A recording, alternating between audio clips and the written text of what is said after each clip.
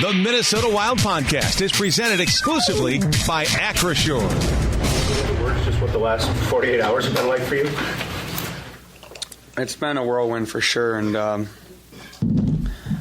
just looking forward to kind of getting my feet on the ground and get with the team here and getting a day-to-day lifestyle here. But definitely the last 48 hours have been a lot, but I was excited I was able to play today. And the fans certainly gave you a warm welcome. What was that like almost every time you were on the ice? That was pretty special, honestly. I wasn't expecting that, but that was very cool, and I know it's a hockey market, but that was exciting. Not to mention getting your first goal in your debut has to be pretty good. Yeah, I mean, Hartsey made a great pass there to find me, and it's impressive, this team, and getting some of the pucks that, the guys are finding me and making really good plays, and as I get going here and feel more comfortable and get my legs under me, this is going to be exciting. How involved were you, Quinn, just in this process and coming to Minnesota? Jim made it sound like he wanted to accommodate you as much as he could. Yeah, honestly, I don't know how much I'm allowed to say, but I have the ultimate respect for Jim Rutherford and Francesco Aquilini and the Aquilini family. They were first class with everything that was going on, and obviously it was a tough situation, but it felt like it was time, and I think Jim did too. But Jim was, Jim and Pat Purcell, my agent, he was, a beast. I'm very lucky to have him, but they were kind of talking a lot about places I might feel comfortable. And, Jim was amazing with that. He cared about the person. He wanted me to go where he thought, thinks I would be happy. And, so. What was the flight like with Bill yesterday and them coming to get you? Yeah, he's a funny guy. Obviously a tremendous career, and really appreciate him trading the assets that he did to get me. Some teams, they're in until they hear what they have to trade, to get me. But Billy was full in, and I think, that was his first offer. And so obviously I want to do what I can here and prove him right. And, how he handled me with the Four Nations last year, too, gave me a glimpse of what a good person he is. And honestly, he was a big reason why, I wanted to come here. What did you think when you realized your gear wasn't on that flight? I don't know what you're talking about. So it's on Phil or someone else? No, it was definitely on me, but I'm thankful I got, some really good people in my corner that were able to make it work for me. What excites you most about this organization right now, where it's at? The first thing is just the players and the guys in the room, just getting a glimpse. Obviously I've met everyone 4 hours ago, but just how great the room has been and welcoming, and then obviously on the ice today, just, some of the elite talent they have. Carrillo gave me a pass in a second. I just wasn't ready for it. And, I would have had an open net, but as time goes on here and I start to read off him, he starts to read off me. I think it's going to take 4 or 5, 6 games, but once we get rolling, it's going to be, we're going to be hard to beat.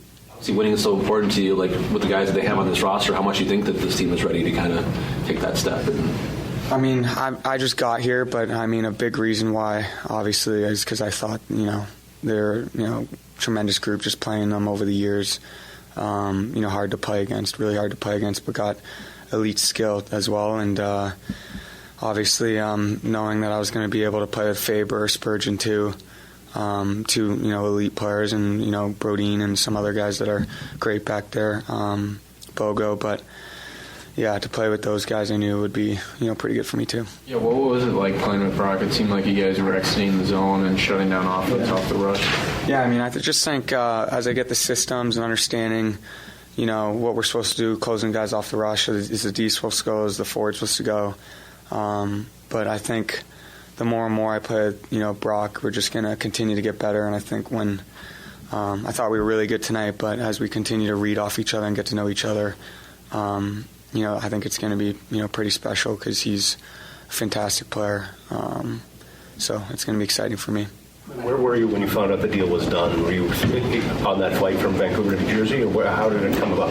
I think I had a good idea that, it's potentially my last game there in Rogers on Thursday. And then kind of had a good idea Friday morning. Wanted to go to New York, just obviously you never know. and I was able to see my brothers and get dinner with some of my close friends on the team and see those guys. And I mean, I had some great memories there and some really good friendships, so it was obviously tough, but I honestly couldn't be more excited for this chapter. So you packed kind of knowing you might not make it back to Van? No, not really. I obviously want to be respectful and not get on the team plane and, have a bunch of bags, I think. And also the deal wasn't done yet, but, I got, amazing mom who flew to Vancouver today from Edmonton and cleaned me out. So, thankful for her.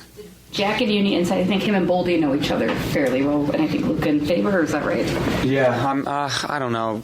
I've met them through Olympic camps, and I've gotten together with Boldy before, Boldy and Jack, and don't know them too well, but obviously everything I hear is amazing, and I'm excited to get to know those guys and play with those guys, honestly. Were you with your brothers when you found out you got traded, or officially, or did you kind of No, but they knew it was coming, and I was happy to see them. Obviously missed that. I think we were supposed to have 70 or 80 people at that Devils Vancouver game today. So missed a bunch of those people, but it was just nice to see Jack and Luke. I haven't seen them in 3 or 4 months. How open-minded, Quinn, will you be just to seeing if you could see yourself here beyond your current contract? Extremely open-minded. They got an amazing core.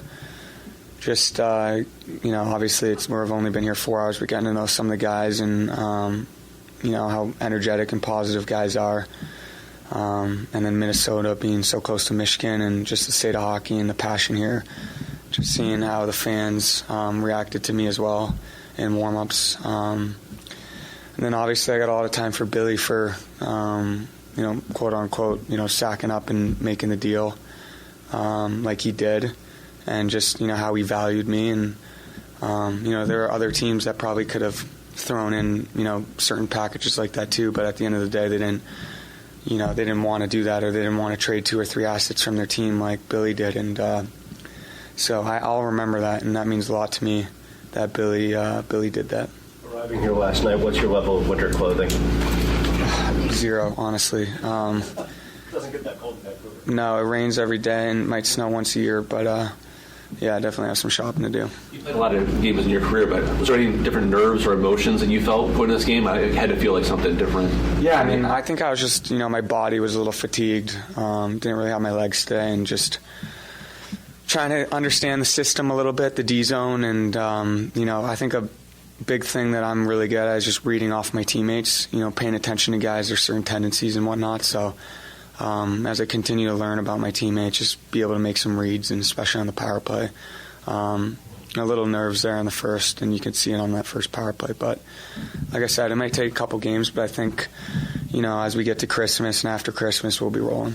You mentioned you knew it was kind of time in Vancouver to move on. Like, when did you kind of realize that? Or was it something early in the season, or something you kind of just crystallized for you at a certain...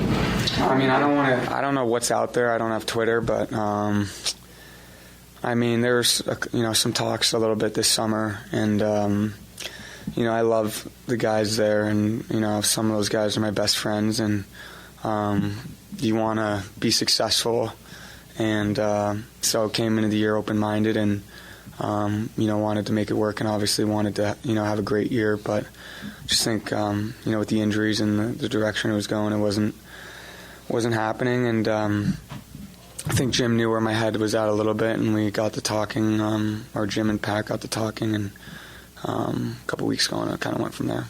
The best place to go for all your Minnesota Wild audio needs is the official Minnesota Wild podcast presented by Acrisure. Everything Minnesota Wild related, including highlights, press conferences, players, coaches, general managers, and more. It's available on the official Minnesota Wild podcast presented by Acrisure. It's all just a click away at wild.com/podcast.